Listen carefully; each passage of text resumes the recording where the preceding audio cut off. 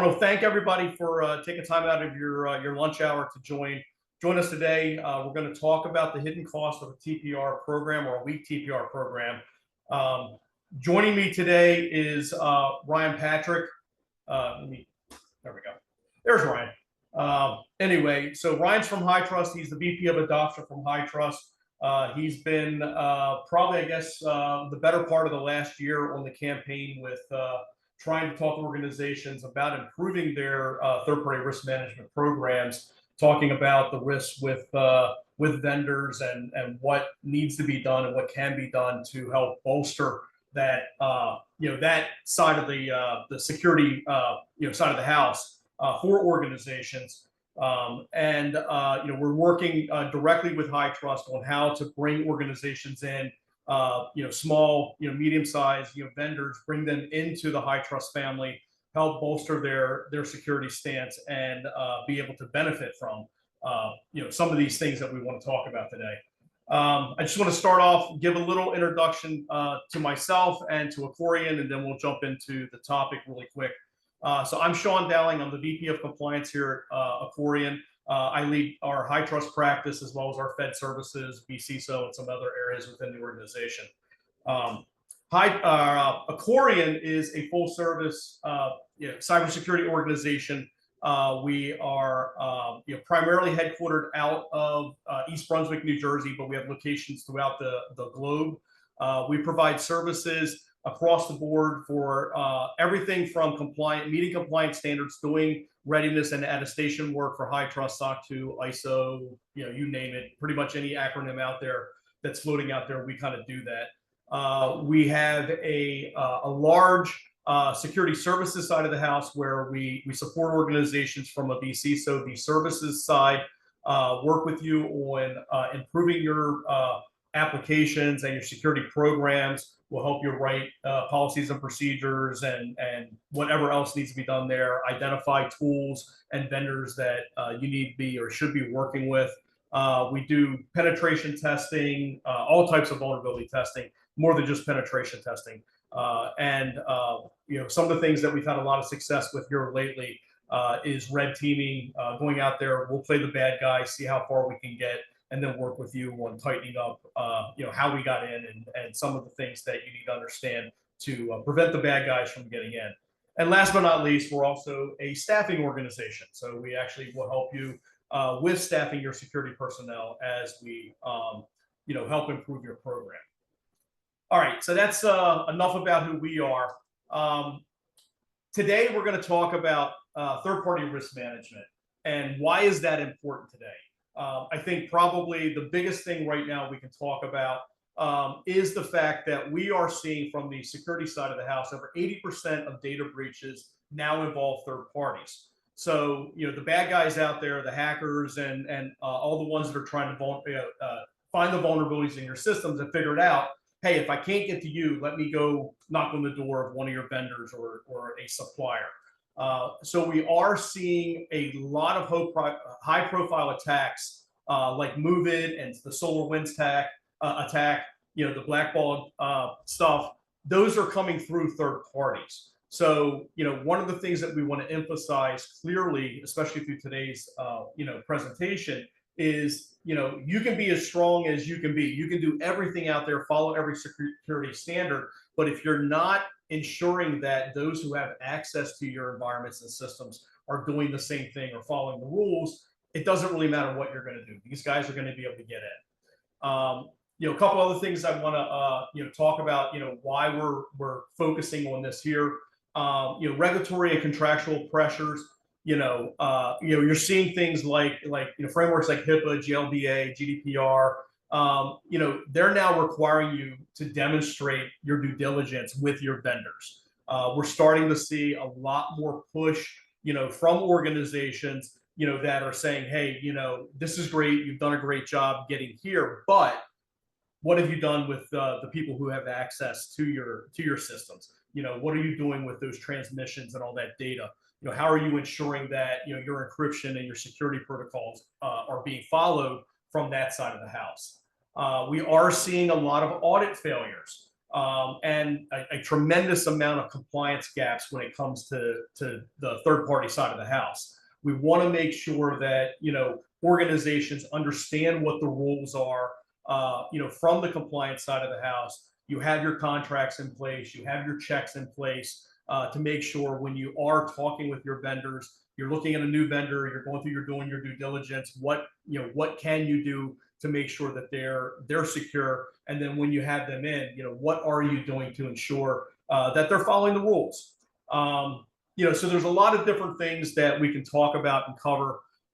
Today with some of the best practices here, we are going to talk a little bit about how both Accorian and HITRUST can help assist you guys with this. But I think probably one of the biggest things to understand is we don't want it to be a scare tactic, but we do want you to be very concerned over the fact that if you are allowing anyone into your organization, into your systems, into your applications, environments, there's risk there. There's a tremendous amount of risk there.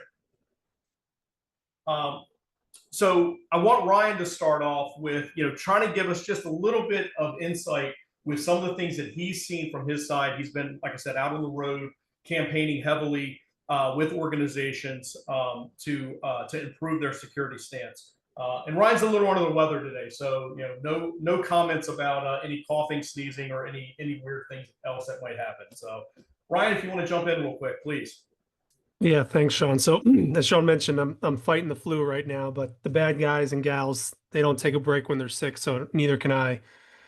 I think one really important statistic on that previous slide, Sean, that jumps out at me is that 80% in that first bullet.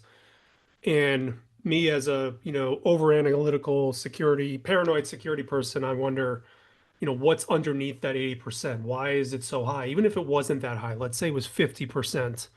That's a pretty alarming number. And when you think about the current state of third-party risk management, as Sean mentioned, I've been on my soapbox for quite some time about the fact that it's broken. And it's not broken because we don't care. I think we do care.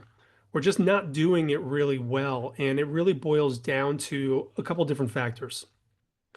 TPRM or slash GRC teams are not only under-resourced, they are overwhelmed. If you look at the sheer amount of vendors that an average size organization has, and you bounce that off of the amount of analysts that they may have to actually do the level of due diligence, the math just doesn't math. It doesn't work out. When you have over 1,000 vendors and only, 3 to 5 analysts, you'll be lucky to get through 25% of those doing any kind of effective due diligence. I'm not talking about check the box type of exercises here. You may be able to get through all 1,000 if you just check the box.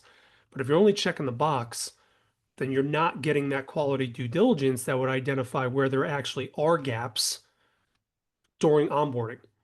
I haven't even started talking about the ongoing monitoring of your vendors, whether it be through a formal continuous monitoring program or maybe annual reassessments that will just continue to compound the issue. Another factor that's at play here is that it's really hard to define across the board who owns third-party risk management in an organization.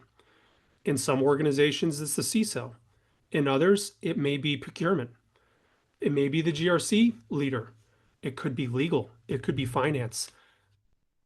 The fact that there are so many different stakeholders within an organization that have a voice when it comes to vendors makes the whole conversation that much more complicated. And I'm sure our audience here, Sean, probably has seen this, but it's pretty common where the security professionals, whether they're strictly TPRM or they're dual-hatted, triple-hatted, will identify a risky vendor, but the business owner who wants to bring that vendor in has more political capital within the organization and overrules the security leader or the security decision maker.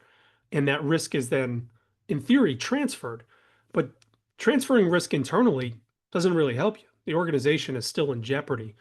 So the fact that there's so many different stakeholders multiplied by under-resourced, overwhelmed, and the fact that there is no standardization within TPRM today. There's everything from I don't really do anything but have a conversation with my vendors about their security program to I send them a questionnaire. As long as they fill out the questionnaire, I'm good with that and I move on to maybe I'll do some level of due diligence on the questionnaire, or I'll ask for a SOC 2 or a HITRUST, NIST, ISO, whatever it may be.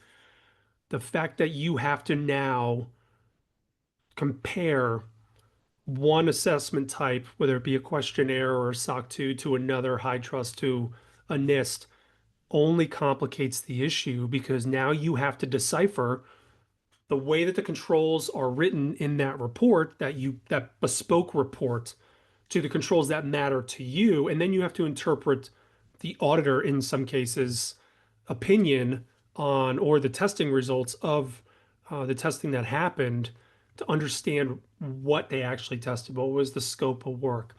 How did they do sampling? Was it a comprehensive sampling, or did they just take a sample of one in an environment of 10,000? So there's a lot of subjectivity and inconsistency when doing this type of due diligence. And I think that's really where high trust kind of shines, and we'll get into that. But point being is, a failed TPRM program or an inconsistent TPRM program obviously can result in breaches and incidents.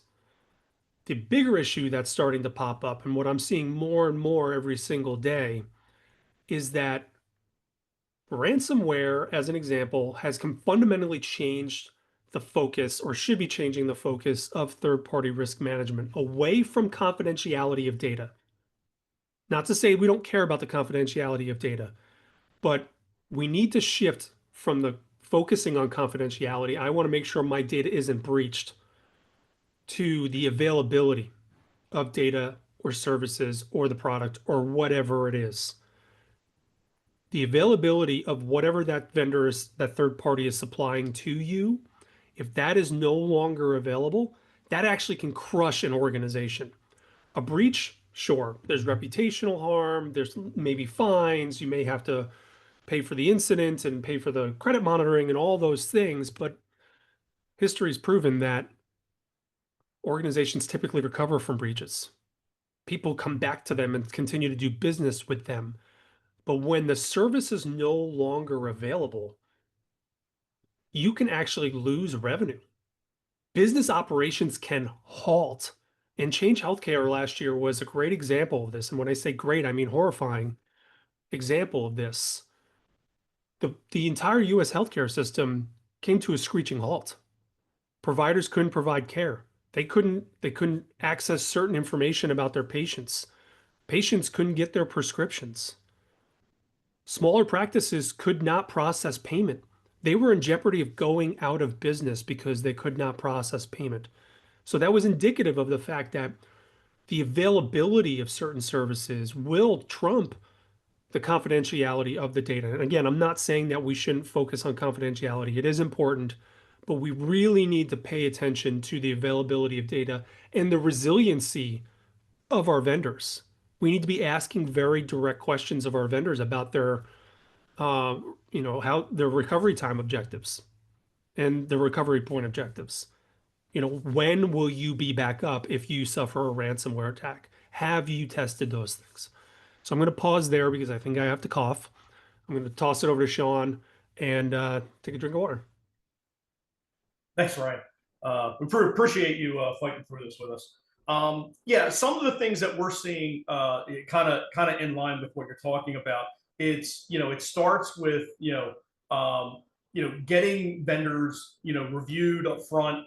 If you're jumping in the middle of establishing your TPR program, what is that due diligence that needs to be done? How difficult is it going to be to review them? What do they have to have? And then also, what is that threshold for, are they a good vendor or not a good vendor? And then, as Ryan was saying, we see this all the time. You got to fight with your business units. Then they're going to come back. I absolutely have to have that guy. I need that service. I need that tool.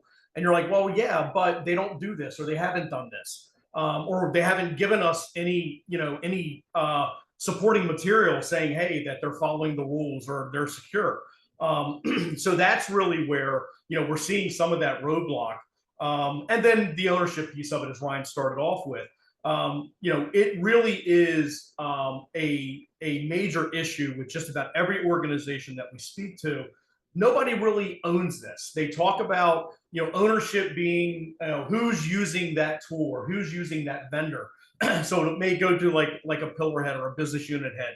But overall, IT or security or even a compliance team, if there's one in an organization, really has no understanding, control, or say over who's being, what vendors are being used and what rules are being applied to them. So, when building out your program, your third-party management program, one of the key things that we start with is ownership, classification, escalation, who makes decisions here within the organization, and then we get into, what are the rules around, adding them, when can they be added, what process do you need to go through. So, those are a lot of things that, we want to make sure that organizations understand, regardless of where you are in your vendor management processes, that these are key things you have to have those conversations about. You must talk about, who's owning them, who's responsible for them, who's doing the checks, what needs to be reviewed from them, what do they need to supply you. Because again, the downturn to this is, as we've seen quite a bit, they're not going to follow the rules. A hole has been created, and next thing you know, you got a bunch of bad news happening, and all these other horrible things are taking place, and you're sitting there going, I have no control over this. So not only are you losing information, it's costing you money, time, effort, reputation. You have no control over doing anything other than just cutting it off and stopping the bleeding. So I did want to say, if anybody has any questions, you can either post it in the chat or post it in the Q&A thing. I am monitoring that, or we'll have a question and answer session when we start to wrap things up here at the end. So Ryan, I do want to jump into, we've given everybody the bad news, and right now today, I know there's probably not a whole lot of good news with this, but there are things that we can offer and we can work with organizations with. And I want to talk specifically about what you're doing with HITRUST and how you guys want to approach and attack some of these key areas we talk about. Yeah, so I mentioned that, there's a lack of consistency and standardization, and I'm not here to pick on SOC 2. It's just the most common thing that everybody is familiar with. When you look at a SOC 2 Type 2, there's some challenges from a TPRM perspective. I think SOC 2 is a great tool for internal management teams to understand their strengths and their weaknesses, because they are able to craft the control sets to whatever they want to focus on. But through the lens of TPRM, SOC 2 actually creates more work because of the variability in controls. The organization being assessed gets to determine which controls they're going to get assessed against. So they may or may not have been assessed against the controls that matter to you. Was MFA included in their SOC 2 Type 2? More than likely it has, but it may not have been because there's no standardization for controls. So comparing those types of reports to each other and trying to ascertain what's actually happening within the environment becomes a challenge. And again, everything I'm saying, you need to multiply this times, say, 500 to 1,000 vendors. And just that rinse and repeat work can take hours, if not days, weeks in some cases, to work with a single vendor. So what we're espousing at HITRUST is using a consistent control set to assess your vendors based on their risk profile. And Sean has on the slide here, HITRUST I1 and R2 as kind of the starting point for risk tiering. We actually have a third assessment called the E1, which can be used for a multiple different use cases, but it was specifically designed originally for your low risk vendors. So understanding the risk profile or the risk posture of your vendor prior to even starting to do due diligence should dictate what type of assessment you put them through. You can't have a one size fits all type of approach because you're going to have some really complex organizations that probably deserve a lot more attention. Or you may have a small vendor that is just so critical to your business operations that you may need to look at them more in comparison to someone who's not as critical to you. So you need to do that kind of risk triage right up front and then pick an assurance model that matches that risk profile for that organization. And what we've done at High Trust is we've built the three assessments in a nesting doll type of fashion. So the 44 controls of the E1 are at the core of the 182 controls of the I1, and the 182 controls of the I1 are at the core of the R2. So any work where a vendor starts off, let's say, with an I1, but you do more business with them and they have to get an R2 because they're just more risky at this point, they don't lose any of that previous work they've done. That 182 is already going to get applied to, on average, 375 controls of the R2. So the controls in those assessments are consistent. And oh, by the way, the controls themselves are not built in a vacuum. They're not, you know, thought up of by, some really 25-pound brain people we keep locked in a room here at High Trust and saying these are the controls that matter. And we do a little bit of that. But what we're doing on a quarterly basis is we're ingesting threat intelligence and mapping that to the MITRE attack framework and looking at the TTPs for the attacks themselves and the mitigations that MITRE recommends. And we're bouncing that off of all the controls within our assessments. And if we identify a gap, we actually make changes to those controls. We either change an element of the control because it will protect better in future, or if there's a flat out control that's missing, we will add a new control to protect against that threat in the future. Nobody else is doing this work. Sure, ISO and NIST will consider threat when they release a new standard, but the ongoing maintenance of that standard, they're not ingesting that kind of threat data and making changes. We're the only ones that are doing it right now. I'm happy to be proven wrong. Maybe there is somebody else that's doing that work, but the relevancy of our controls is beyond compare because it's literally the controls that are protecting against what the malicious actors are doing today. So when you look at the relevancy of controls and then the rigor of our assessments and the way that the assessments are dictated to be conducted, the quality assurance that's built on top of those assessments, again, I think, happy to be proven wrong, is beyond compare. I mean, the closest I would think in the rigor that we put every single assessment through is probably something like FedRAMP and GovRAMP. We have what I call 6+ layers of quality assurance, and this is not about the QA side of High Trust, so I'm not going to go down that rabbit hole. But the point being is we are putting it through so many layers of quality assurance, both manual and automated, that you as a GRC professional or a TPRM professional can walk away with a level of comfort that what's written in that report is actually happening within that environment. What we've also done, because there's a lot of concern from TPRM managers about instilling cost and efforts on their vendors via High Trust and other things. They usually just want to take whatever the vendor has instead of dictating what they need. Is we've built a shared responsibility program and an inheritance model to make the assessment process less painful and more streamlined. So most organizations at this point are either cloud native or in some kind of hybrid cloud environment. Well, all the major cloud providers are High Trust certified at this point. So you, as an organization looking to get High Trust certified, can actually inherit all of the controls and the testing results from an AWS or an Azure for the ones that they manage on your behalf. And you don't have to do anything other than request approval to inherit those controls for them. So the ability to work faster during the assessment process, is it perfect?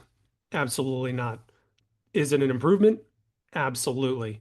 And I think Sean, as someone who's doing this every single day, can attest to. We're working hard to make it better, but it's already better than the alternative, which is either to carve that out of the assessment so you don't have a comprehensive look, or you have to go knocking on the door of AWS and say, pretty please, can I come test in your data center, which is never going to happen. So I'll pause there. Sean, any thoughts on any of that stuff? Yeah, I think a lot of it really comes down to you guys understanding, your responsibility in it, how tools and frameworks like HITRUST, can help with this.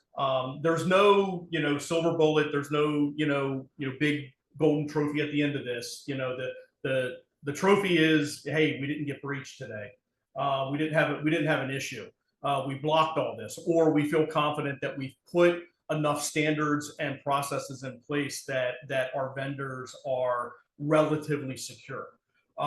So yeah, we want to make sure that organizations fully understand what it means to not only for themselves to start working with these different frameworks. What does it mean? From an effort perspective, cost perspective. And we're going to talk here in a little bit, specifically about HITRUST with the ROI on it. But we want to make sure that the organization, and this is from senior leadership all the way down, understands that all this work, this due diligence that you're putting in place, is preventing a storm from coming. It's building the walls for the just in case. The one thing that we can guarantee you is it's not hypothetical. The just in case is happening. It's happening every single day. It's happening thousands of times a day across the globe. So, we want to help you understand, that, putting these programs in place, holding your third-party organizations to these standard levels, requiring them to go through these type of reviews, and report that stuff back to you. It's key. It's something, it just should be just part of the day-to-day process, operational processes that you guys have to do. So I do want to, I was going to go through and do a whole case study, but I want to make sure there's enough time for us. One, to go over, like, how do you get this going? And I do want to give Ryan an opportunity to go through some of the metrics that they've recently received from ESG. So a couple things that, I want to jump in here, and Ryan, please feel free to jump in. Getting started, the quick wins, if you will. Some of the things that we can look at, is centralized and categorizing the vendor inventory. So this is really, when you're building out your third-party risk management program, if you're working with us or many other organizations, the first thing we're going to do is we're going to say, give me a list of all of your vendors, and let's start categorizing. How critical are they? What do they do? What do they touch? What do they have access to? And that's a key component here, because we have to evaluate the level of risk for that vendor. We have to make sure that, if it's just a one-off, vendor that's maybe it's a small print shop and they're only doing a handful of things for you, their risk level probably isn't as high as, say, a billing company or a coding company that's coming in and, they're bringing in dozens of people that are in actually touching PHI or touching protected data. We want to make sure that you're classifying those organizations correctly. Ryan, anything additional you want to add to that? No, I think you hit the nail on the head, Sean.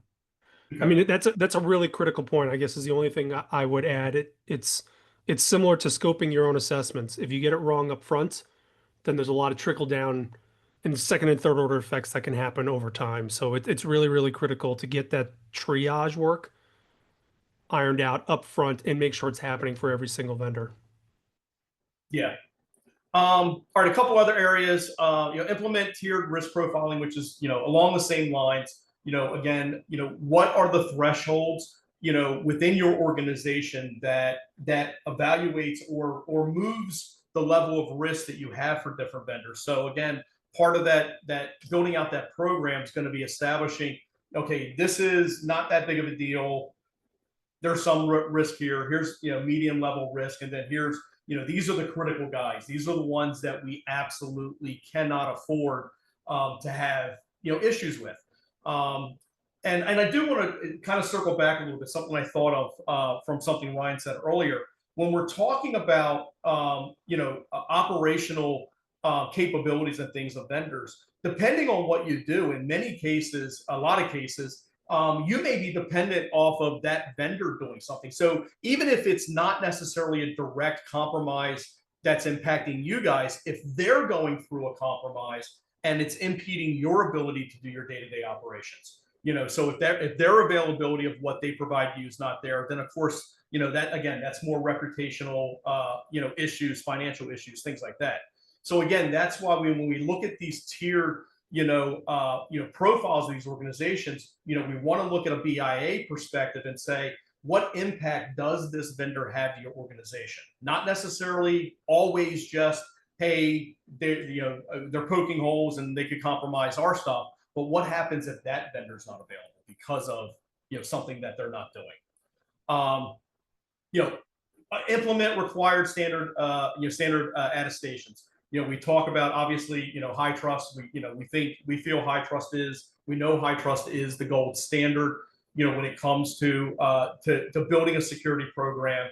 By no means are we saying don't look at SOC, ISO, or any other type of framework. There's plenty out there for your organization, depending on what you do, where you do it, that you should look at. You have some required standards that organizations need to do, and then you have the nice to haves.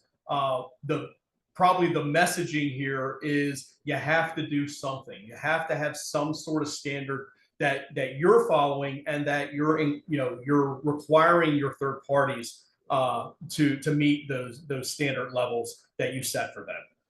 Yeah. And then the last one here. Go ahead, Ryan. I'm sorry. Yeah, Sean, let me just jump in on that, because there's a comment that I wanted to make earlier that I didn't get the chance to. When it comes to kind of standardizing, it's really important to understand why that is important. And what I would offer is, let's put aside the initial onboarding of a new vendor. Let's talk about, you have already onboarded, again, 500,000 vendors, whatever makes sense in your world.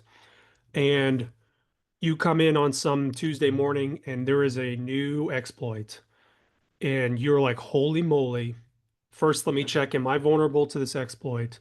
But are my vendors also vulnerable to this exploit? In the current state of TPRM, you would have to dig through 500 to 1,000 individually written PDFs.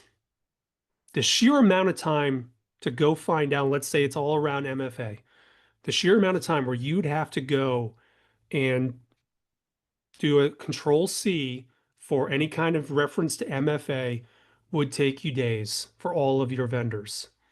Whereas if you were accepting the same type of assessment report, in this case, HITRUST, you would know that this control, specifically in a HITRUST report, covers multi-factor, and you'd be able to go see all of your vendors pretty quickly, because it's all on the same page of the report, same control number, where they stand against that. And to further put the exclamation point on it, HITRUST actually offers testing results in a structured data format. So you can actually consume HITRUST testing results via JSON and pull that into any kind of GRC tool or any kind of tool that you may have homegrown to analyze your vendors. And then it becomes even easier, because then it's just that's a query to understand, hey, is multi-factor an issue from within my vendor pool? And it'll tell you, oh, I have these 5 vendors that don't have it implemented at all. I need to reach out to them and figure out what their plan is because of this new exploit.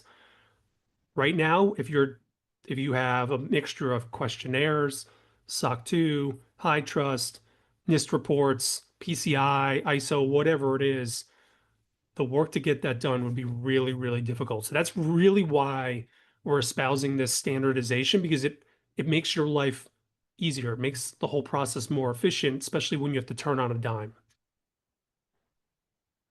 Yeah. And that kind of feeds into the last bullet I have here was automated ongoing vendor monitoring. And I know, we've got a couple of questions which we'll get to, but some of this here kind of pertains to some of the questions I'm seeing come in. Yes, I mean, adding, tools to help you manage your vendors. You've got just about every GRC tool out there. We have one. You got Vantage, Rata, you got pretty much anything, that you can imagine. Everybody has a piece of the pie. So you need to figure out what makes sense for you that you can implement in your organization. Any tool is better than no tool. As somebody who's literally had to sit and build out, spreadsheet questionnaires and send those out and then review them when I do finally ever get them back from half the vendors I sent them to, or probably a quarter of the vendors I sent them to. You want something to help organize that, something to automate as much as you possibly can with that. Do your due diligence, look at, what tools are available for you, based off of, what you need to do, the amount of resources and the effort that you need to put into it. But yes, automation is key here. Having the ability to have enough hands, because I think one of the other questions we'll address here is, how many hands do I need? How many bodies do I need based off of, the size of my organization? It's hard to say because again, it depends on what your organization does, what your level of risk is, and if you have tools that can help you. So, in many cases, we'll offer vendor management services part of our VC. So where, we have a tool, we'll send out questionnaires, automated questionnaires out to vendors. We'll track that. We'll do the due diligence and bring it back. For 50, 100, 500 vendors, that's probably not that heavy of a lift spread out over, a quarter or a year. If you're a one-man shop and you're trying to do your due diligence on a couple of thousand vendors, that's a pretty heavy lift. And again, and a lot of that really depends on how responsive they're going to be. Do you have the right people that you're talking to? Do you even know what you're looking at based off of, what that vendor does for you? So again, using tools, using, third parties. Again, we're talking about third-party risk management, but I'm also telling you, you need to bring third parties in to help you with this stuff. You're going to need frameworks. You're going to need vendors like Accorian that can come in and help you, establish the program, and then probably at some level help you manage it and improve it as it goes along. All right, so I do want have a couple minutes here for Ryan to jump into some of these statistics we got from ESG last week. So yeah, so I'm gonna breeze through this because I know we only have a few more minutes and we have a bunch of questions to get to. But bottom line is, as someone who's been working with HITRUST for over a decade and been at HITRUST now for over 3 years, I often was asked the question, what's the ROI of pursuing HITRUST? And admittedly, HITRUST has never really been able to quantify that. And we released a report. Well, we didn't release it. The ESG, this company released a report. They did a study on the ROI. And again, admittedly, I was surprised, shocked to see the percentage ROI of 464%. But they did their work. They interviewed customers, some that they asked us to recommend, others they went out and found on their own. And it really boils down to a couple of different things. One, there's fine avoidance, right? When you think about within the healthcare, primarily HHS and OCR coming in either post breach or as a random audit, they're looking to see if you've adopted an industry recognized framework and governance model. And its whole program around safe harbor. Well, HITRUST, even though it hasn't been specifically named by OCR, is something that OCR will look kindly towards, and there will be a reduction in fines because you have pursued some kind of industry recognized framework. The more compelling stuff is there, HITRUST is statistically proven to have a lower breach rate than really anything else that's out there. And I can get into that, but I would definitely want to get into some of the questions. Actually, And one of the questions is having high trust certification really see fewer breaches. And, oh, you have a number that you like to share.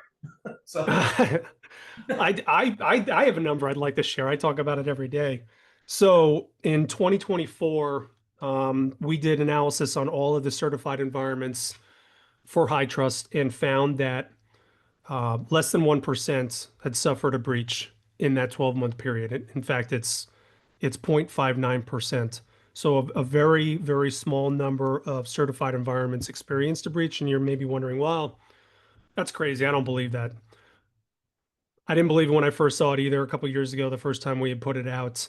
I actually had asked our compliance officer, hey, you need to go redo the math because that doesn't make sense. The rest of the world is seeing, a 50% breach rate. How are we so low? And really it boils down to things that we've already mentioned today. The relevancy of the controls. We're not just doing security for compliance sake. We're doing security based on what's happening within the threat landscape. So the fact that we're forcing organizations to implement and mature controls that actually protect against what the malicious actors are using today is working. And again, and Sean can attest to this is not a willy-nilly yes, no, trusted type of assessment. You are going to get put through the ringer. It is a significant emotional event to go through HITRUST. And you will be told your baby's ugly in in a lot of circumstances. And folks like Sean will help you make your baby not so ugly by helping you remediate those gaps and then ultimately get you certified. So the quality assurance built on the relevancy of the controls really, I think, is what drives that low breach rate.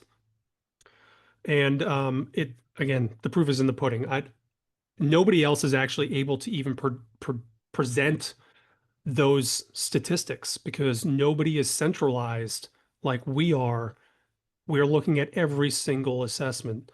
The AICPA is now looking at every single assessment that is done for SOC 2. NIST is not looking at any kind of assessments at all. So the fact that nobody else can produce that just begs more questions. But the cyber insurance industry has actually latched onto this as well. And they've recognized the value of HITRUST, and they actually offer a 25% credit to HITRUST certified organizations on their premiums or on the policy itself during underwriting. So more and more folks are starting to recognize this, and actually the cyber insurance industry is starting to look at for TPRM programs. If you've adopted HITRUST as your framework of choice, are there benefits that can be applied there? Because obviously there's a benefit to the carrier if you have a strong TPRM program based on the statistics that we've presented today. So there's a lot of stuff that goes into the ROI around HITRUST. If there's any questions, there was the QR code in the previous slide. You can also go out to the HITRUSTalliance.net website and download the report. So I'll pause there. Sean, let's jump into some questions. yeah, and I think we've addressed a couple of these. So I'll roll up. The one, we were talking about having several thousand vendors. What's the level of effort? How many people should you employ? I think I covered, a lot of that detail. Again, it's a specific scenario to your organization. It probably, I could say a handful would be nice to start with, and then figure out where you need to go from there. But then that would also, you have to take a look at, incorporating tools. What are you doing in your program that requires the effort on your side? So how many people do you need to do the follow-ups? Are you getting, from 2,000 vendors? How frequently are you getting responses back from them?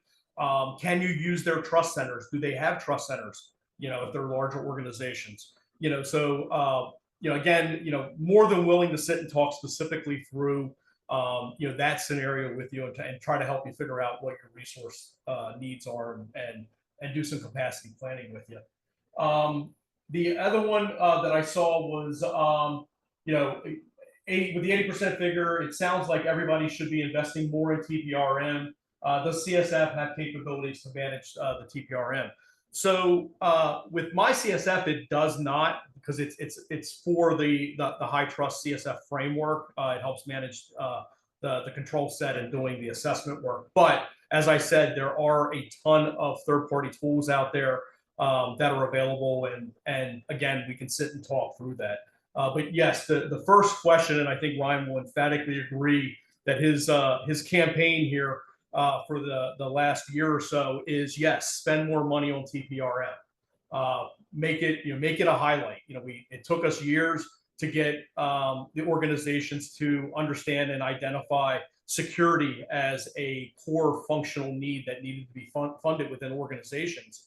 Now that we've gotten there, now we got to start breaking it out a little bit further. There's even more to this. But yes, it's a big deal. It needs the level of effort and funding required to help protect you at the same levels you're trying to protect yourself internally.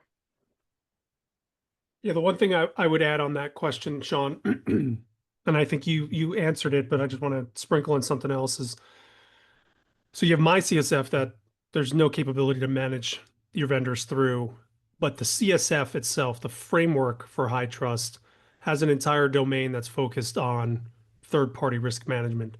So there are controls that you as an organization who have a TPRM program will have to demonstrate that you have in place and are managing effectively from a TPRM perspective. And that's the part where I mentioned the cyber insurance industry is starting to look at, are there benefits that we can offer to organizations that score really well in that TPRM domain within the HITRUST CSF itself. So over time, I think we'll see what they come up with.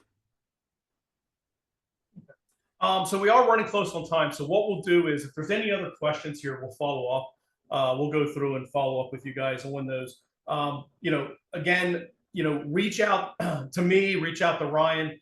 We're always willing to talk about, what your organization needs and what you guys should be doing. And we'll work with you guys on figuring out how to do it efficiently, cost effectively. Again, this isn't, really, well, all these are always a sales pitch for everybody, but, my approach is always, Ben, and I say it all the time, my number one concern is your security. We'll figure out all the other stuff, as we get there. But, for the most part, education, understanding why this is a big deal, understanding, what the impact is to your organization. That's the primary goals that I like to set for, conversations and discussions like this.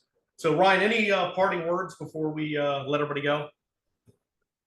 Normally I would be very verbose, but since I'm under the weather, my brain is a little bit fried. So no, Sean, I just want to say thank you for inviting me. As Sean mentioned, if there's any questions or you have any, bright ideas, or you want to tell me I was wrong about something, find me on LinkedIn, or you can email me at ryan.patrick@hitrustalliance.net. All right, Ryan, I do appreciate it. Thank you again. Hopefully you feel better. And for everybody else, thanks for joining us today, and feel free to reach out with any additional questions.